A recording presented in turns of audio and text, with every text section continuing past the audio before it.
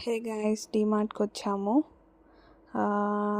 Budget అయితే 1000 అనుకొని వెళ్తున్నాం. కాకపోతే 3000 చేంజ్ దాకా బిల్ అయింది గైస్.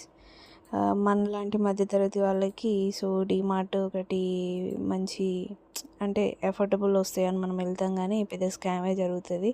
అయినా తెలిసి కూడా మనం అక్కడికి వెళ్తాము, ఎందుకంటే మన బడ్జెట్లో వస్తాయని. అయినా మనం ఎక్కువనే ఖర్చు చేసుకొని వస్తాం. ఒక బడ్జెట్ అనుకుంటే ఇంకో బడ్జెట్ అవుతూ ఉంటుంది బిల్లు.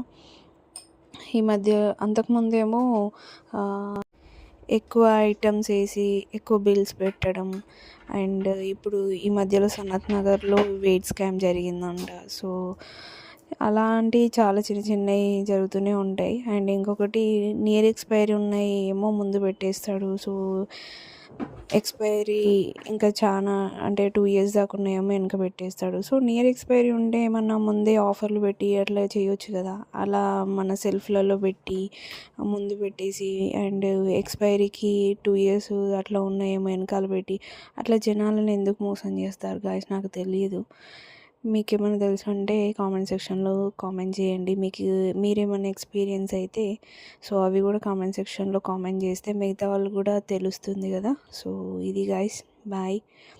అండ్ ఇది ఫస్ట్ టైం చూసినట్టయితే నా ఛానల్ని సబ్స్క్రైబ్ చేసి షేర్ చేసి లైక్ చేయండి గాయస్.